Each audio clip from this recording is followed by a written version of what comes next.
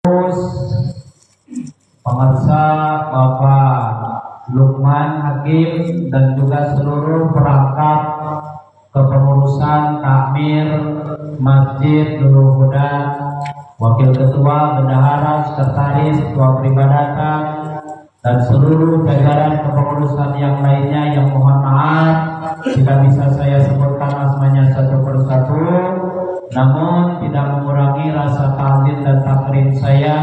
Saya doakan mudah-mudahan semuanya tetap ada dalam kekompakan, tetap ada dalam keistiqomahan, tetap ada dalam kesehatan, keafiatan, dijauhkan dari malapetaka, bencana, penyakit dan lain sebagainya. Barokah milikkan rezeki, diberikan keturunan anak-anak, cucu-cucu yang soleh dan soleha. Amin ya Allah ya Rabbal Alamin. Para sesepuh, tokoh agama, tokoh masyarakat, Bapak Haji dan Ibu Hajah, calon hajinya dan juga calon hajahnya yang saya banggakan dan yang saya hormati, bapak-bapak, ibu-ibu, jamaah majelis taklim pengajian rutin Masjid Nurul Huda Prabusari. Mudah-mudahan kekompakan ini tetap dijaga oleh Allah Subhanahu wa taala. Mudah-mudahan kita semuanya diberikan berbagai rezeki yang halal, thayyibah, mubarakah, dan juga mudah-mudahan kita semua diberikan keturunan anak cucu kita dijadikan anak-anak yang soleh dan soleha. Amin ya Rabbal Alamin. Syukur alhamdulillah dengan kudrat, iradah dan izin Allah Subhanahu malam ini kita bisa dipertemukan kembali dalam acara rutinitas pengajian rutin yang diadakan di Masjid Nurul Huda ini setiap malam Rabu. Mudah-mudahan kita tetap diberikan keistiqomahan oleh Allah Subhanahu wa taala, dan mudah-mudahan duduknya kita di tempat yang mulia ini menjadi musababiyah akan diampuninya dosa-dosa kita oleh Allah Subhanahu wa taala. Dan mudah-mudahan sepatah dua patah ilmu yang nanti akan kita sama-sama bahas, mudah-mudahan bisa menyerap ke dalam hati sanubari kita, bisa menjadi ilmu yang bermanfaat untuk bekal ibadah kita kepada Allah Subhanahu wa taala. Shalawat dan iring salam aimamun nabi ta'zim semoga tetap berlimpah curahkan kepada junjungan alam Nabiul Karim, Nabi besar Muhammad sallallahu alaihi wasallam. Mudah-mudahan kita semuanya tetap diberikan keistiqomahan oleh Allah dan kita selalu melaksanakan sunnah-sunnahnya baginda Rasulullah sallallahu alaihi wasallam. Ibu bapak jamaah yang sama-sama dirahmati oleh Allah Subhanahu wa taala, berhubung sebentar lagi tinggal 2 hari lagi kita akan sama-sama merayakan hari raya Idul Adha, maka momentum ini insya Allah malam ini kita akan sama-sama menggali tentang ibadah kurban. Ibu bapak jamaah yang sama-sama dirahmati oleh Allah Subhanahu wa taala, besok tanggal 8 Zulhijjah hari Tarwiyah, silakan ibu-ibu niatkan untuk melaksanakan puasa sunat Tarwiyah ya, tanggal 8 bulan Zulhijjah. Yang kedua nanti hari Kamisnya yaitu puasa Arafah tanggal 9. Masya Allah, ini luar biasa Pak, pahala dan ganjarannya bagi orang yang mau melaksanakan puasa sunat tanggal 8 dan juga tanggal 9 hari Arafah di bulan Zulhijjah. Mudah-mudahan kita diberikan kekuatan oleh Allah Subhanahu wa taala dan kita diizinkan untuk bisa melaksanakan ibadah puasa sunat hari esok dan hari lusa yakni hari Kamis. Mudah-mudahan kita diberikan kesabaran, keikhlasan dalam melaksanakan ibadah puasa sunat tersebut. Ibu bapak jamaah yang sama-sama dirahmati oleh Allah Subhanahu wa taala, ibadah kurban ini adalah ibadah tahunan. Ya, beda dengan ibadah akikoh. Kalau akikoh setiap kita mampu kapan baik silakan.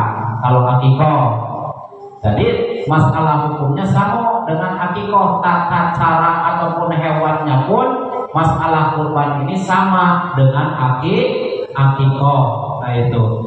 Cuman kalau kurban ini khusus adanya di bulan haji tanggal 10, tanggal 11, tanggal 12, tanggal 13 ya, hari ayam mutasrek ya, malahan 4 hari ya. Nah itu. Ibu bapak jamaah yang sama-sama dirahmati oleh Allah Subhanahu wa taala, mudah-mudahan kita semuanya oleh Allah Subhanahu wa taala diberikan rezeki yang berlimpah agar supaya kita bisa sama-sama bisa melaksanakan ibadah kurban pada tahun ini.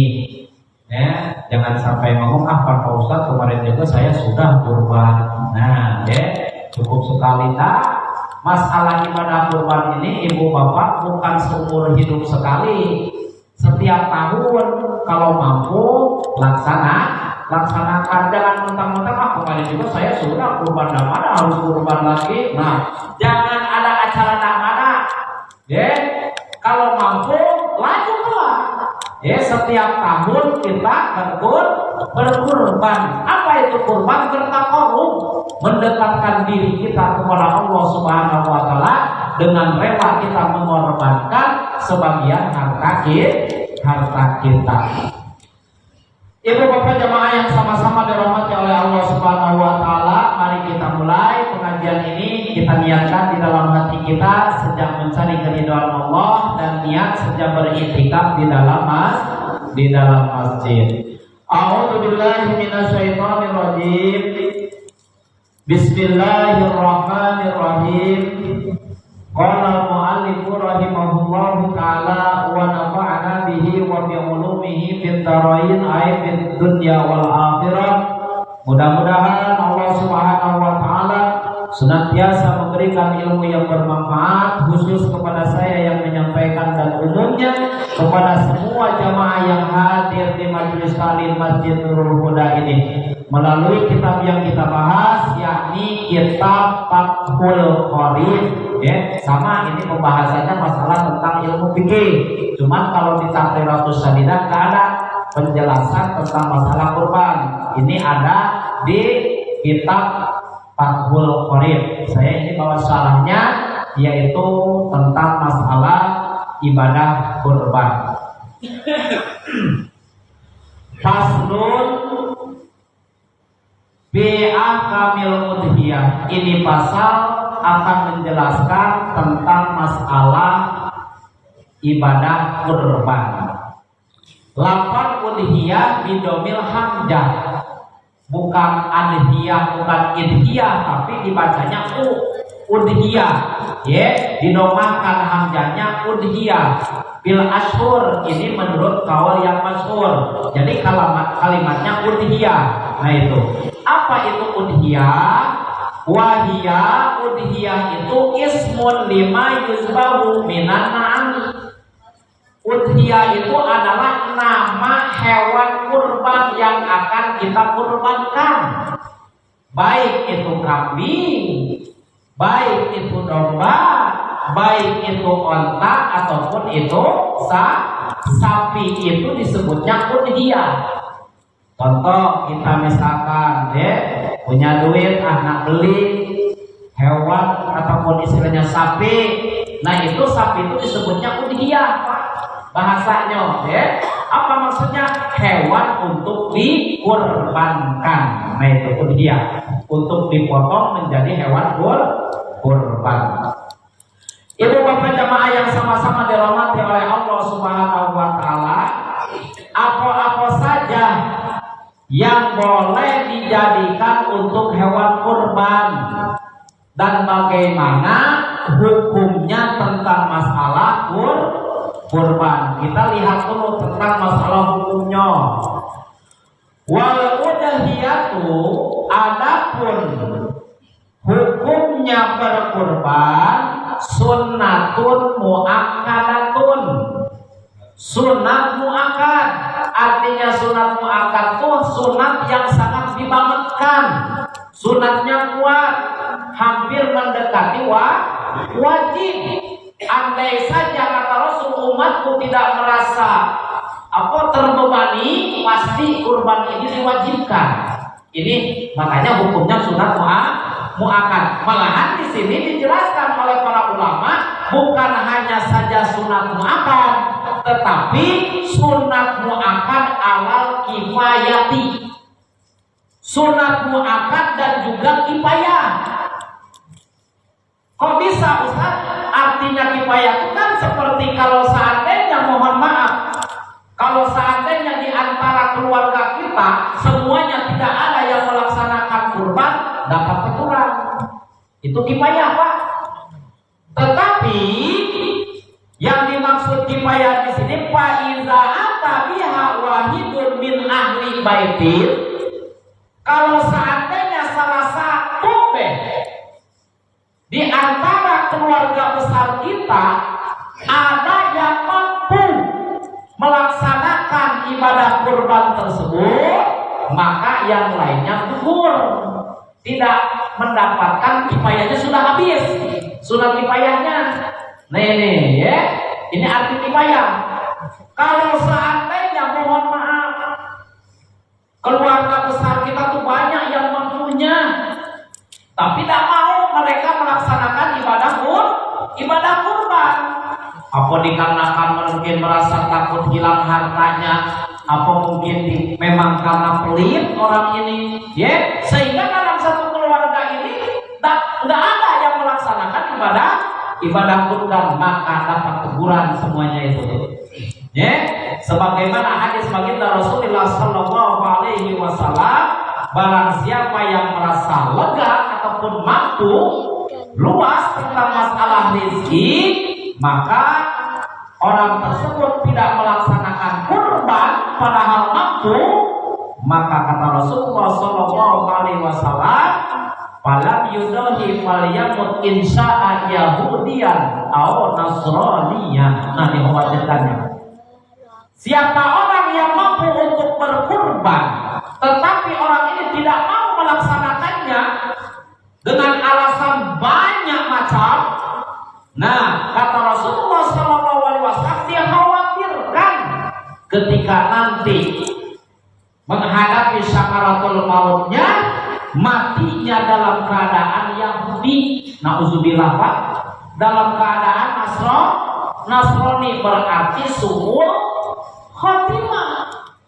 Yang tadinya orang ini Islam, yang tadinya orang ini rajin beribadah, rajin sedekah, misal, ya, rajin sholat, rajin ngaji. Nah, masalah ini pas begitu orang ini mampu untuk berkurban, tetapi tidak mau melaksanakan kurban tersebut, maka kata Rasulullah SAW, dia khawatirkan insya'a Yahudiyan wa insya'a Nasraniyan. Dia khawatirkan ketika meninggalnya nanti dalam keadaan Yahudi. Na'udzubillah, Pak, summa na'udzubillah min dzalik. Makanya jangan takut dan jangan takut rugi. Ya, jangan takut habis harta kita demi kita takarrub kepada Allah, mendekatkan diri kepada Allah Subhanahu wa Ta'ala, rela kita ngorek istilahnya, mengeluarkan duit 25 juta atau mengeluarkan duit 15 juta, ya, untuk apa? Untuk membeli hewan kurban, rela, ridho lillahi ta'ala, hanya Allah yang kita lihat, mencari keridhaan Allah, maka insya Allah orang tersebut akan mendapatkan berbagai keberkahan. Ya, kan kurban itu sarana buat kendaraan kita nanti, Pak, ketika kita mau menyeberangi jembatan Shiratal Mustaqim. Suatu kisah, ya, diceritakan di dalam kitab Daqaiqul Akhbar. Ketika orang mau menyeberangi jembatan Shiratal Mustaqim, mondok-moyong, maju mundur. Kenapa orang ini tidak mau melewati jembatan tersebut? Karena orang ini melihat kawan-kawannya yang sudah terlanjur melangkah ke jembatan tersebut, baru dapat selangkah sudah nyampa, 2 langkah nyampa ke neraka jahanam. Nah, sehingga orang ini mengoyong maju mundur merasa takut sambil nangis orang ini ya. Maka kata Allah Subhanahu wa taala, wahai malaikat Jibril, kenapa orang ini tidak mau nyebrang jembatan Shiratal Mustaqim? Karena ya Allah, orang ini merasa takut, tak mau, tak berani melewati jembatan Shiratal Mustaqim ya Allah. Maka kata Allah Subhanahu wa taala, kalau memang begitu siapkanlah kendaraan orang ini. Ya, maka diambillah kendaraan oleh Allah Subhanahu wa taala, diambillah, didatangkanlah Masjid Nurul Huda. Ya, kalau seandainya dulu orang ini pernah berkurban, didatangkanlah kendaraan hewan yang pernah dipotong ketika hidup di alam dunia.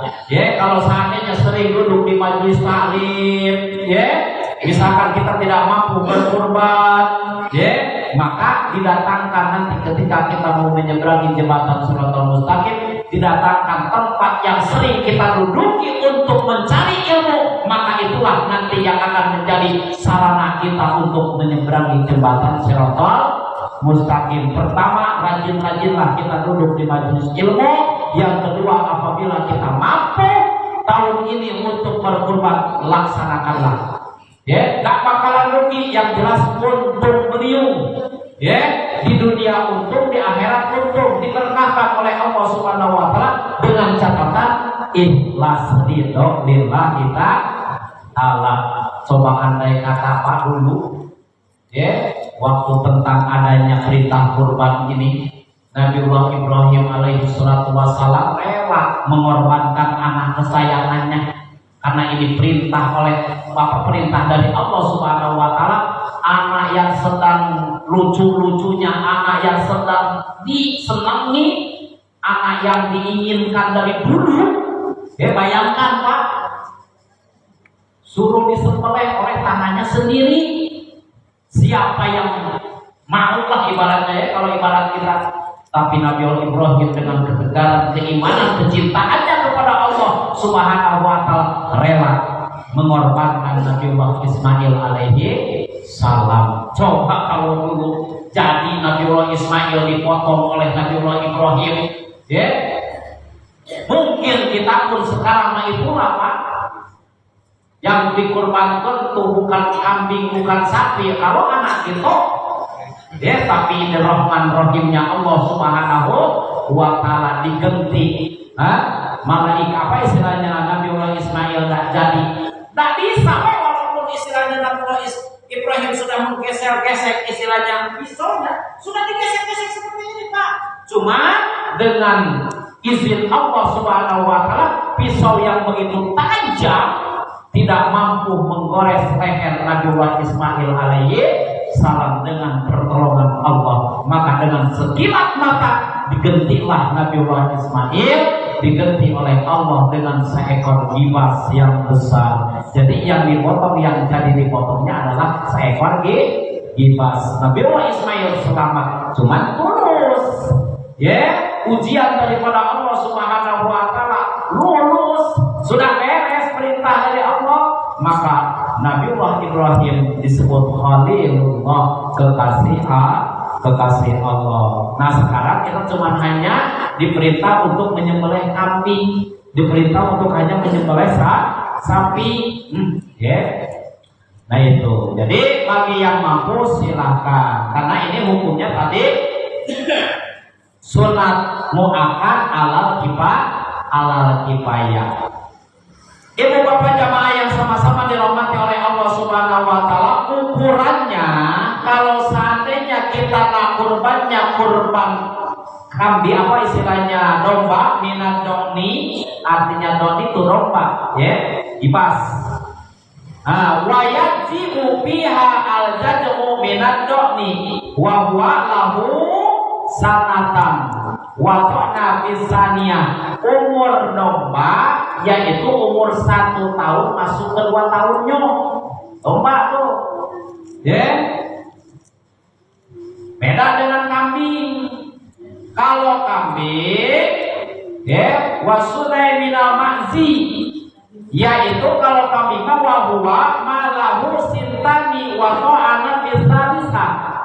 Kalau kambing yaitu memasuki umur 2 tahun ke 3 tahunnya. Nah ini kambing beda. Ya, kambing sama domba. Kalau domba 1 tahun masuk kedua. 1 tahun lebih lah ibaratnya itu. Ya, awal tahun kedua. Nah sudah punglak. Apa bahasanya di sini? Giginya sudah ompong. Nah ya. Sudah apa? Giginya kalau di sini ompong apa punglak? Nah ya. Nah ini mak mano. Tapi di sini mohon maaf, ya. Pertama kita lihat dari segi umurnya. Umurnya kambing ini ataupun umurnya domba ini sudah mencapai 1 tahun lebih. Nah ini sudah cukup untuk hewan kurban, baik hewan kurban maupun hewan untuk akikoh sama itu. Ya. Nah tetapi mohon maaf, bagaimana Pak Ustadz ini umurnya belum sampai 1 tahun. Ya tapi giginya sudah ompong. Nah ini belum termasuk Pak, walaupun giginya sudah ompong. Tapi kadang-kadang mohon maaf, ini sekarang banyak kecurangan dari tukang jual, dari tengkulak-tengkulak. Ya karena orang istilahnya pengen melihat giginya yang ompong, akhirnya diompongin. Gigi kambing ataupun gigi sapi tadi, Pak Jimua giginya sudah hampir 2 hilang, berarti tak kemudian ini sapi. Nah, ya, awas kita. Nah itu, ini apa istilahnya termasuk hitungan. Pokoknya hitungannya dari tahun. Memang kalau orang tua dulu dilihatnya dari hitungan. Ya, kalau giginya sudah punglak 1, nah itu, ya, maka ini dijadikan umur bahwa kambing ini ataupun domba ini sudah cukup untuk dijadikan hewan kurban. Ibu bapak jamaah yang sama-sama dirahmati oleh Allah Subhanahu wa taala, kalau sapi ya, kalau sapi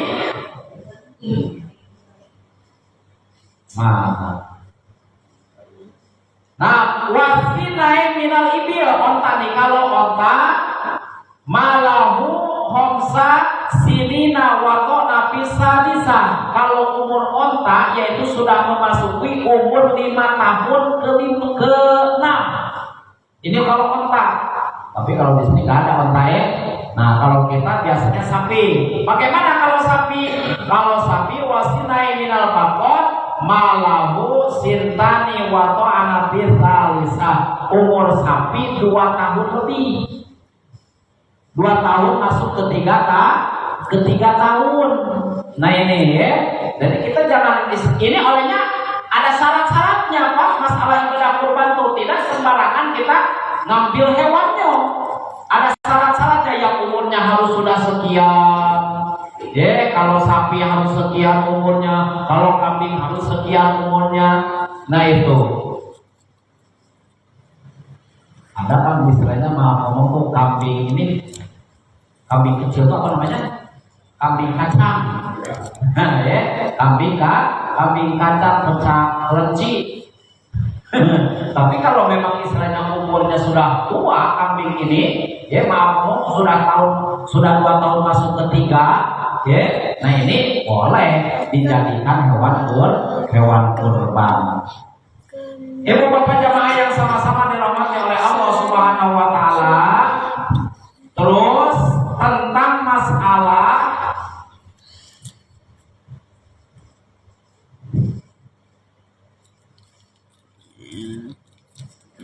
wataji wal baqarah an sab'ah kazali wataji asatu minasasi.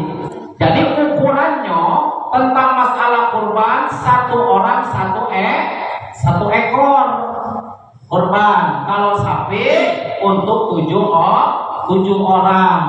Nah beda kalau akikoh. Kalau cowok ataupun laki-laki 2. Apa istilahnya 2 kambing. Kalau perempuan 1 kambing. Wah Pak Ustaz, saya mau pakai sapi deh akikoh misalkan. Ya boleh nggak? Boleh Pak. Karena sama ini hukumnya masalah kurban dengan akikoh. Kebetulan anak saya tuh, mohon maaf, ya, yang ini cucung, yang ini cicit, misalkan, ya. Nah itu mencukupi untuk sapi, misalkan akikohnya langsung apa-apa. Kalau seandainya misalkan anaknya cucunya 2 laki-laki, terus dua laki-laki berarti 4 kan datanya, terus perempuan 3, pas kan itu, jadi langsung dipotongkan sapi, boleh nggak? Boleh. Nah itu tentang masalah hewan akikoh. Nah tentang masalah akikoh tadi sedikit nih, masalah akikoh banyak kadang-kadang kejadian, kan bagi laki-laki 2 nih jatahnya 2 ekor kambing. Yang satu sudah cukup umurnya, kalau kambing 2 ketiga kan 2 tahun lebih. Nah yang satunya lagi belum, baru 1 tahun, masih anak-anaknya. Nah maka itu boleh nggak? Nggak boleh, Pak. Harus dua-duanya harus sama itu, harus sama dua-duanya umurnya. Jangan yang satu isinya sudah cukup 2 tahun lebih, tapi yang satunya masih kekanak-kanakan, baru umur 1 tahun. Yang penting 2 baru 1 potongnya. Nah, tidak bisa dihitung seperti itu, tidak bisa. Jadi yang disebut istilahnya akikoh yang satu tadi, yang sudah cukup umurnya. Jadi yang satunya lagi lain akikoh. Kenapa? Karena tidak memenuhi syarat. Nah itu, awas kita jangan istilahnya jangan sayang masalah harta. Sayang artinya yang ini mah besar, tapi yang satunya kecil, awas gitu. Ibu-ibu jamaah yang sama-sama dirahmati oleh Allah Subhanahu wa Ta'ala. Terus tentang masalah kurban ini hati-hati. Ada beberapa hewan kurban yang tak boleh dijadikan hewan kurban dasar. Dijadikan hewan kurban. Di sini dijelaskan, ada 4 hewan kurban yang tak boleh dijadikan untuk hewan kurban. Yang seperti apa? Pertama, yaitu hewan kurban yang mana hewan kurbannya tersebut punya penyakit. Nah, seperti apa? Seperti misalkan hewan kurban tersebut matanya tidak bisa melihat sebelah. Nah, pecak sebelah. Pecak apa nih bahasa di sini? Picek. Nah, picek. Yang siko bisa melihat, yang siko tidak. Nah itu misalkan boleh nggak? Itu tidak boleh, tidak sah, Pak. Atau mohon maaf, walaupun hewan kurban tersebut pola matanya bagus, tapi penglihatannya kabur, teleng bahasanya. Apa kalau bahasa di sini? Tuling. Nah, tuling, juling. Nah, juling. Matanya melontot ke sini, tapi padahal ke sini. Misalkan itu. Nah, ini juga tidak jadi. Jangan dijadikan hewan kurban, tidak boleh, tidak sah itu kurbannya. Nah, itu awas, Pak, hati-hati. Makanya kita kalau nak beli hewan kurban harus benar-benar, harus bisa memilihnya. Ya kecuali kalau memang maaf untuk penyakitnya sedikit, cuman hanya sakit mata baik, belekan. Nah itu tak jadi masalah. Jangan istilahnya maaf ngomong tuh ibaratnya bahasanya apa dia parah lah ibaratnya Jadi istilahnya matanya tuh sama sekali melotot tapi pandangannya lain. Nah itu juling bahasanya Nah ini juga tidak sah. Nah itu yang pertama. Terus yang kedua, tak sah hewan kurban yang kakinya pincang. Baik pincangnya mohon maaf, walaupun pincangnya pas dadakan, artinya dadakan itu pas begitu nanti sembelih mungkin apa ibaratnya maaf ngomong tuh terlalu apa bahasanya penitiannya. Nah inilah makanya kita sebagai penitia nih harus hati-hati, nanti kita bisa tanggung jawab itu. Misalkan yang menyerahkan kurban tadi, nah ini tadinya mulus kurban itu hewan kurban pas begitu tadi ini akibat malu bahasanya nah akibat saking ketakutannya hewan kurban tersebut, saking banyak orang misalkan dikejar-kejar terperosok kakinya patah. Nah, gawat Pak, tidak jadi itu kurbannya tidak sah Pak. Hati-hati. Makanya kita sebagai penitia harus rinci. Artinya rinci itu jangan tergesa-gesa. Ya, supaya apa? Supaya sapinya aman, supaya kambingnya aman. Ya, jangan sampai maaf ngomong tuh hewan kurbannya meraih bahasanya apa dia? Stres. Ya, saking stresnya akhirnya apa? Ngamuk. Ya, loncat sana, loncat sini, akhirnya masuk sumur. Nah, gawat. Ya, nah itu tak jadi Pak kurban itu. Kita sebagai penitia harus tanggung jawab. Nah, itulah makanya ya beratnya jadi penitia tuh. Ya, makanya kita ketika kita menerima hewan kurban dari orang yang berkurban, teliti dulu Pak. Ya, teliti dulu. Benar-benar mulusnya nih hewan kurban tuh. Jangan sampai sudah istilahnya setelah terima orangnya sudah pergi baru ketahuan. Nah, awas nanti kita tadi percaya bohong. Nah itu ya, makanya benar-benar harus diteliti dulu hewan kurban tersebut bahwa benar-benar mulus. Nah itu ya tentang masalah kadang-kadang itulah ya pas begitu mungkin sapinya ini Pak, kadang-kadang yang susah tuh kalau bukan yang ahlinya niat ya, kalau yang bukan ahlinya kan kadang-kadang sembarangan baik. Akhirnya apa? Akhirnya sapinya ngamuk ya, ngamuk terprosok ke lubang untuk pesembelihan, nyampak kelinter patah kakinya, aduh burung gitu Pak ya. Amun dipotong ya jadi dipotong, cuma bukan korban, disebutnya sedekah biasa. Awas hati-hati ya. Nah itu makanya kita harus benar-benar bisa memilih tentang masalah hewan kurbannya yang benar-benar kurus, hilang dari cacat. Nah itu ya. Terus ibu bapak jamaah yang sama-sama dirahmati oleh Allah Subhanahu wa taala. Nah, walau kana husulal araj laha inda jtijaiha litadhiyati bisababi ittirabiha. Walaupun bincangnya hewan tersebut dikarenakan pas begitu nak dicampakkan hewan tersebut nyapa, akhirnya apa?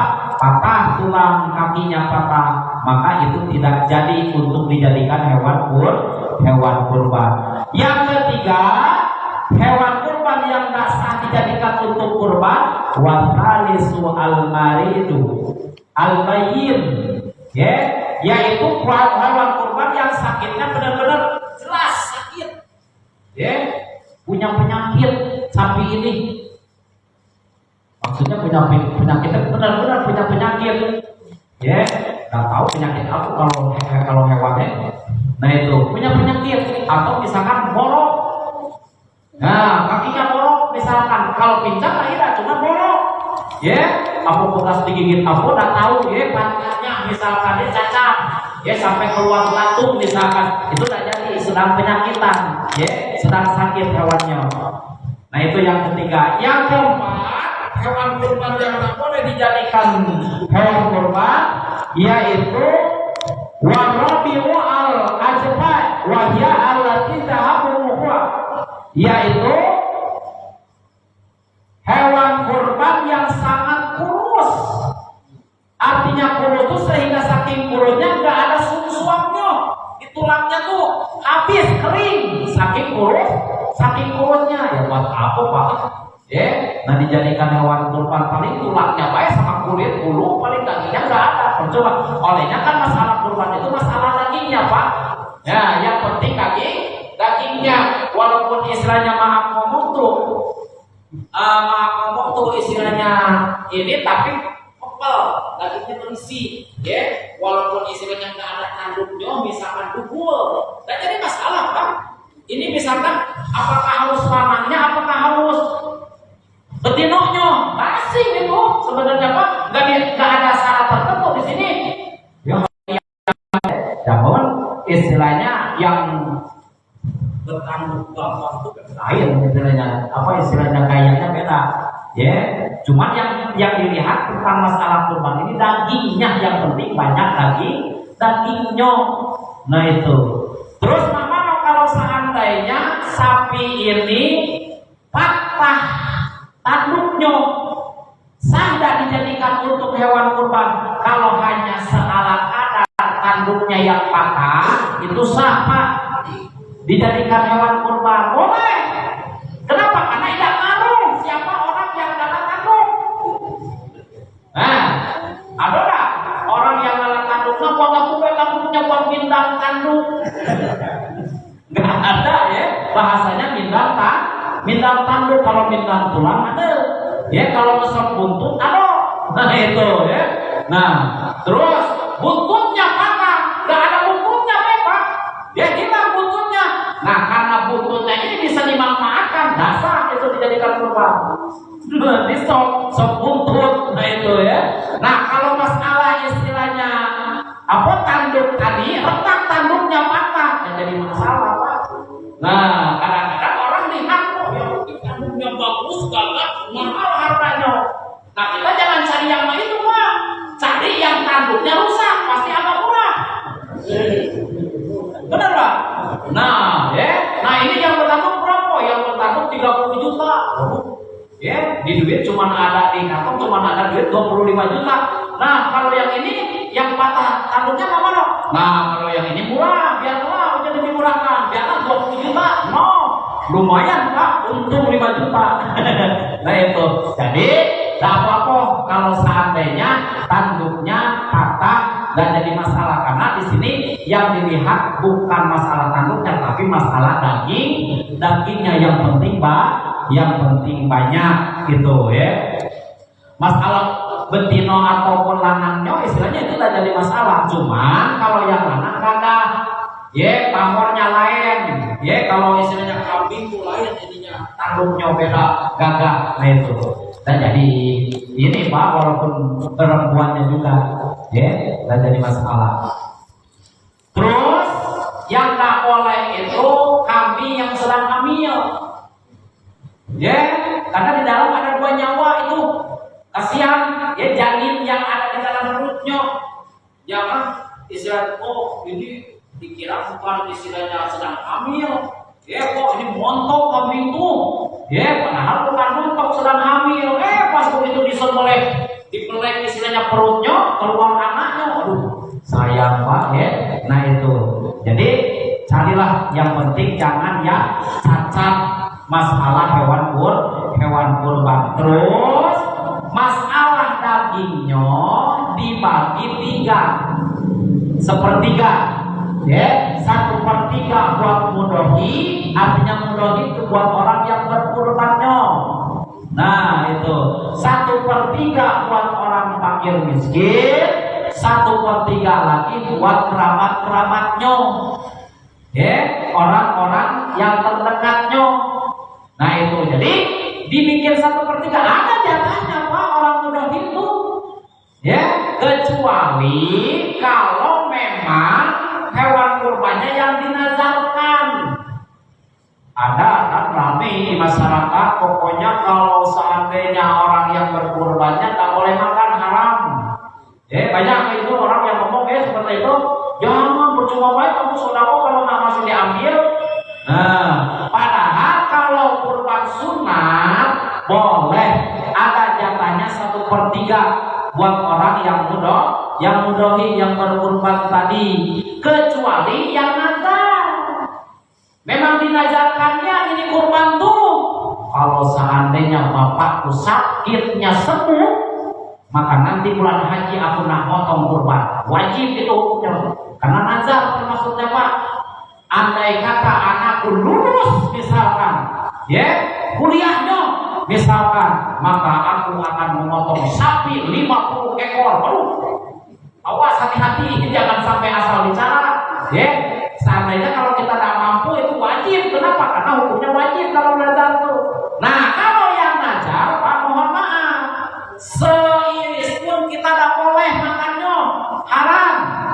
Karena itu wajib semuanya disodakohkan. Kita jangan ambil, aku nak pengen yang beli dewe ke pasar.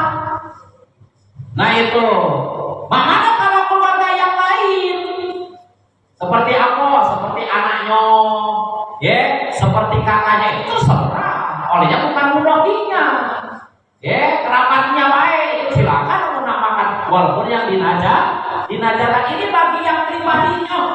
Ya, yang bagi yang berkurbannya itu tak boleh sama sekali. Kalau yang dinazar dinajarkan, beda dengan yang disunatkan. Ya, jangan salah kaprah. Silakan kalau yang disunatkan boleh kita memakan hewan kurban tadi.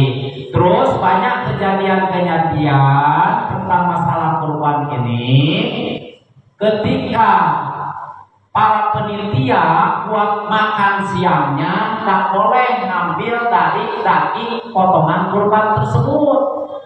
Ya, ngambil duluan, mana dipilihin dagingnya baik. Buat siapa ini? Buat penitia makan nanti siang. Haram itu Pak, tidak boleh. Ya, kalau seandainya buat menyiapkan penitia ada duit lokal, duit lain itu, makanya ketika sistem arisan dilebihkan nanti minta lagi sama mudohi. Ya, sama yang berkurban. Nah, dikarenakan ini duit arisan pas buat beli hewan kurbannya baik. Nah, untuk operasionalnya segala macamnya minta lagi biayanya. Di luar itu buat konsumsinya, buat beli asoinya, buat beli kopi dan lain sebagainya. Nah, itu dari yang mudohi tadi. Ya, nah itu jangan ngambil duit masjid, tak boleh tuh, haram. Mama Ustaz kalau ngambil duit masjid jangan. Kenapa? Karena itu urusan pribadi. Awas, hati-hati. Yang biarlah kita satu baik ibadah. Awas, jangan bikin hukum dewek. Ya, biarlah ngambil duit masjid baik apa kok sama ibadah. Awas, karena ini masalah pribadi punya orang itu. Berarti orang itu yang tanggung jawab, yang berkurbannya. Nah itu makanya sebenarnya masalah kurban ini harusnya disarankannya motong dewe, ngurus dewe. Kalau tidak kepengen keluar biaya, wadah Bapak Ibu Pak, ya. Pas giliran nanti minta biaya oleh penitia nggak mau, aneh tapi nyata. Ongkong nyuruh, istilahnya maaf ngomong tuh diminta tenaganya, tapi tak galak ngasih. Pelit itu Pak. Jangan memang kurban model itu. Amun istilahnya ini potong dewe, urus dewe. Nah itu ya, kita sebagai yang mudohi harus tahu diri di situ. Oh, ini untuk biaya yang menyembelihnya. Ya, karena kita mewakilkan sama orang yang menyembelih. Ini untuk biaya orang-orang yang membantu relawan. Ya. Nah, mohon maaf bagi panitia, awas jangan panjang tangan di situ. Ya, banyak siluman. Ya, banyak siluman. Anaknya bawa asoy, cucunya bawa asoy, cicitnya bawa asoy. Ya, ini buat cucu saya nanti di rumah, ini buat cicit saya di rumah. Awas, tidak boleh, haram, itu punya uang. Ya, jangan sembarangan ngambil. Nah, sebagai panitia kita juga harus ada kuponnya, kupon fakir miskin. Ya, jangan ada bagian penitia. Sebenarnya nggak ada apa bagian penitia tuh, nggak ada. Mana keterangannya? Ya, yang satu bagian dan 1/3 buat penitia nggak ada. Ya, cuman kalau penitia ngambilnya dari fakir miskin, memang golongan orang miskin. Hati-hati, ya, jangan nampang hukum. Ya, tapi cepat bawa ke rumah buat nanti. Nah, awas, hati-hati kita sebagai penitia harus benar-benar mengerti. Kenapa? Karena ini hukum masalah akhirat. Jangan sampai keluarga kita racuni dengan daging hewan kurban yang haram tadi, ya, tak boleh. Terus sedikit lagi, ya, bagi yang mudohi, bagi yang berkurban, jangan menjadikan upah dari daging kurban. Ini banyak kadang-kadang kejadian, man ambil nah, atau kan ambil nah kepalanya, ya buat ustaz sebagai upah. Awas, jangan dijadikan upah hasil daripada daging kurban. Aku nak upah ngambil kantong dewe, ya upahlah orang yang motong tadi. Oh kan tadi ustaz sudah ngambil pahanya, jangan, ya jangan dijadikan upah. Itu hadiah dari orang yang mudohi bagi orang yang motong. Itu ya. Jangan dijadikan kuliah, jangan dijadikan ujroh bagi orang yang memotong, misalkan ngambil kakinya, ngambil kepalanya. Bukan, lain lagi itu amunak ngambok baik. Nah itu ya. Karena kita nyuruh pakai tenaga orang. Nah, Ibu bapak jamaah yang sama-sama dirahmati oleh Allah Subhanahu wa taala, itulah di antara masalah hewan kurban ya. Terus tata caranya jangan lupa disunatkan kita membaca bismillah, madhab kiblat, takbir. Itu baca bismillah itu hukumnya sunat Pak, bukan wajib. Ya. No dasar kamu potong enggak baca bismillah dapat tidak sah Pak walaupun enggak baca bismillah juga. Kok kenapa Ustaz bisa? Yang penting Islam yang potongnya. Ya. No tadi perubahan enggak baca bismillah. Berarti dipakai tidak. Yang jelas masalah motong itu ininya uratnya harus putus, yang wajib itu Pak ya, kerongkongannya sama urat nadinya di sini itu yang wajib tuh. Kalau walaupun istilahnya membaca bismillah, membaca takbir, tapi ininya tidak putus, tetap masih haram itu. Hati-hati ya bagi yang menyembelihnya nih, harus tahu nih ya. Jadi istilahnya dikelilingkan pas begitu nyembelih tuh. Jangan hanya satu arah. Kalau satu arah nanti urat yang di sini tidak terpotong. Haram itu jadinya. Ya bukan masalah tidak baca bismillah. Nah itu bismillah sunat hukumnya. Yang lagi itu ininya harus putus. Nah kalau tidak putus jadi bangkai itu termasuknya. Nah itu Pak ya. Makanya hati-hati karena bisa masuk. Ya mohon maaf. Mungkin hanya inilah yang bisa dapat saya sampaikan. Ya, sekali lagi apabila ada kekeliruan, kesalahan murni daripada kebodohan saya pribadi, dan apabila ada benarnya silakan ambil. Mudah-mudahan ini bisa menjadi nambah-nambah ilmu pengetahuan kita. Amin ya Allah ya rabbal alamin. Wallahu a'lam bishawab. Hada wa yaqul billahi taufiq wal hidayah wa ridha wa